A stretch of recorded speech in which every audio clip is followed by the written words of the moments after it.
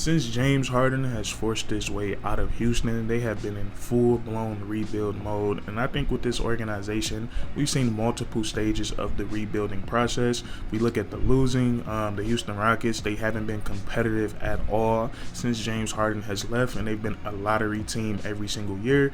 And the results that came from that, they've gotten some pretty high-level lottery picks, and they have some pretty decent talent on this team that has come through the talent. We look at Jalen Green, who I think is one of the youngest elite scorers in the league, and I know his numbers aren't very efficient, but I think that comes from the talent and the personnel around him. We look at Jabari Smith, who has the upside of being one of the best defenders in all of the NBA. We look at Alperen Sengun, who took a big leap from his rookie year to his sophomore year. We look at what they did in this year's draft with Amen Thompson. He's a 6'7" guard that can do a little bit of everything on both sides of the ball. So I feel like those are two big stages of a rebuilding process. You lose a lot of games, and in results, you get some draft picks, and you get some pretty awesome talent. And in this year, in this offseason, I think the Houston Rockets, they took another step in their rebuilding process by what they did in free agency. It's obvious that they're not looking to be in the lottery anymore. They're looking to be competitive. And I made a video a few days ago talking about what the Houston Rockets did in the draft. And in that video, I kind of talked about what they needed as a team and some areas that they could improve on. I talked about defense, perimeter, and interior defense. We talked about having a floor general and a playmaker on the floor. And we also just talked about more three-point shooting in general. I feel like every team in the NBA, you can never have enough three-point shooting. And I feel like with the guys that they targeted out and free agency, the Houston Rockets, they hit on all three of those things. And we're going to talk about the guys that they picked up, and I'm pretty sure you guys already know.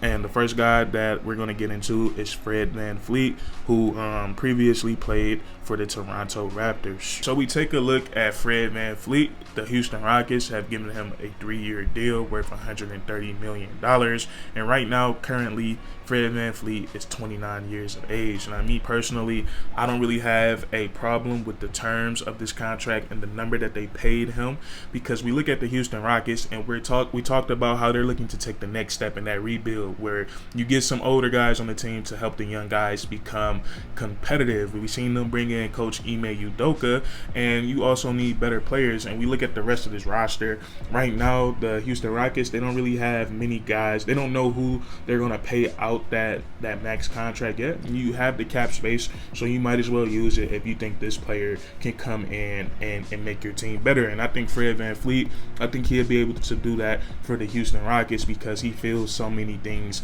that they need. And also, we look at the age of Fred VanVleet. I don't think he's too quote unquote old to play on this team. Like we just established, he's 29 years old, and with the way he plays, his game is not required on athleticism at all. And honestly, I don't see his game deteriorating until he's probably like 37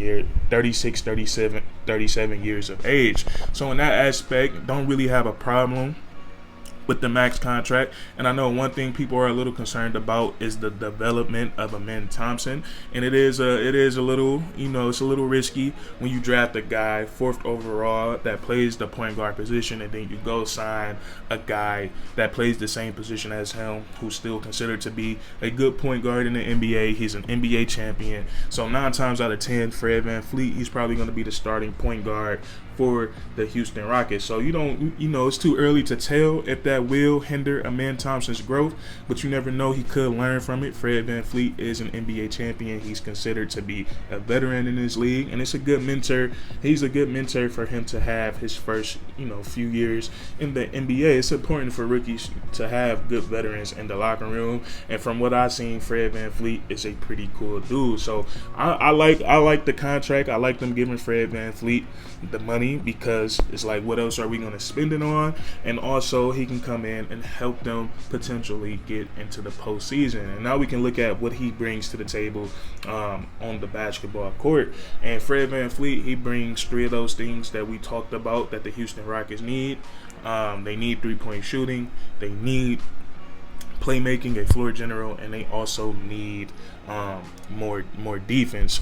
Now, Fred VanVleet, you look at his numbers over the last few years, not really efficient at all. But we gotta consider that he doesn't really take the ball in, and he doesn't take those quote unquote high percentage or easy percentage shots around the rim. He takes a lot of threes, and he takes a lot of jump shots. So I think it's really hard to judge him off his efficiency because he takes a bunch of jumpers, and we all know you're not going to shoot 50%, 55% from the field when you're taking all jump shots. So you're adding the three-point element. And what I like about Fred VanVleet is that he's used to playing off the ball. He can knock down, catch and shoot threes. He's played with guys who's had high usage rates. He's played with Kawhi Leonard. He's played with Kyle Lowry, and he's played with Pascal Siakam. I believe all of those guys probably had a higher usage rate than him. So I'm not really too keen on him taking the ball out of the hands of guys like Alperen Sengun or Jalen Green. So I think it's gonna work. I think it's gonna work in that aspect. And also, he's a very, very solid playmaker. A bunch of times last season, he'd have a game with 8-10 assists. I believe he averaged around 6 or 7 assists on the season. So he's a floor general. He's a playmaker. He's going to be able to get easier looks for guys like Alperen Sengun, Jabari Smith, Jalen Green. And then also on the defensive side of the ball, he's one of those pesky defenders. He is on the shorter side in the NBA, but he's a great point of attack defender. He can pick up full court. He plays the passing lanes, and he can also pick guys' pockets. And then, he's a little stocky dude. He might be little, but he's just like Chris Paul, just like Kyle Lowry. They built different in the glutes, so he can play some post defense. He's not going to just get babied, but he definitely gives a lot of effort on the defensive side of the ball. So I think Fred VanVleet, he's not a top 5 point guard in the NBA, but he's definitely a guy that's going to come in and produce winning basketball. So I love this pickup from the Houston Rockets. And also they made another big signing in free agency. They also picked up Dillon Brooks. Now I know the NBA world, everyone has mixed feelings about Dillon Brooks, but however, aside from his personality, and we just look at his basketball skill set, and I know personality is a huge part of being a successful or a productive NBA basketball player.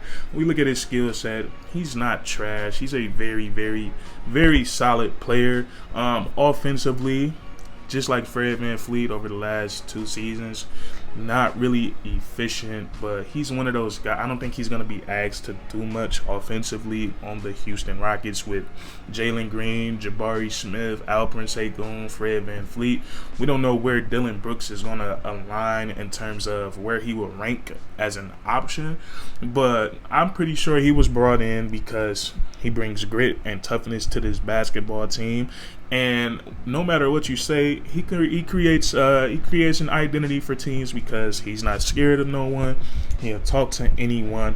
And the only thing that we can fault him for is what he said about LeBron James, calling him too old and saying he loves to poke the bear.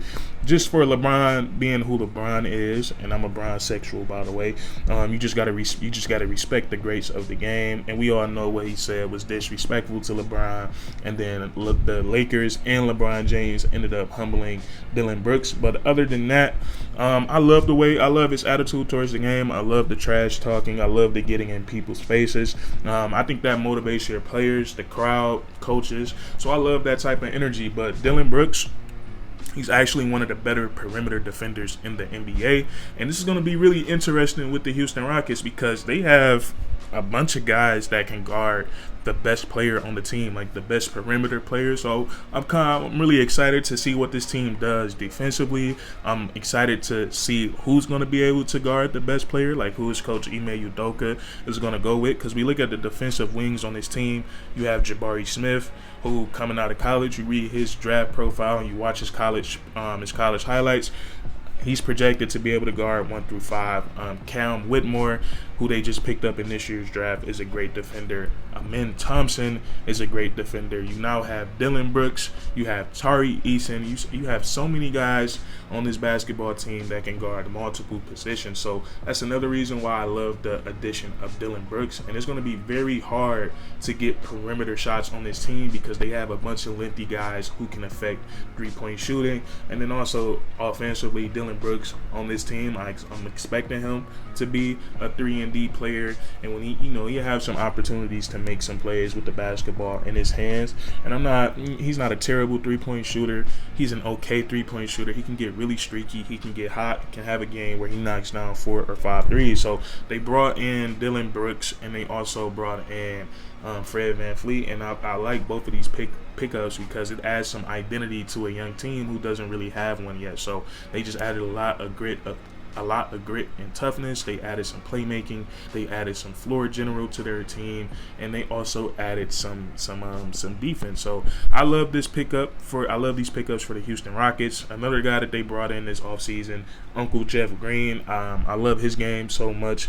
He's very smooth. He's a good veteran to have in the locker room. He can still knock down 3-point shots. He's still sneaky athletic. You got to watch out for him. He might still get up and boom on you. And also he plays on both sides of the basketball. So this Houston Rockets team, very interesting. The Western Conference is very, very, very, very loaded, and I don't think we can assess this team whether it's playoff or play-in or not making the playoffs. I think we got to monitor them for their first 20 games, but they're definitely going to be a lot more competitive compared to last season, and I don't see them being a top 5 lottery team in next year's draft. But that's going to be it on this video. I just want to talk about how it seems like the Houston Rockets, they have one thing set on their mind for this season, and that's making the postseason.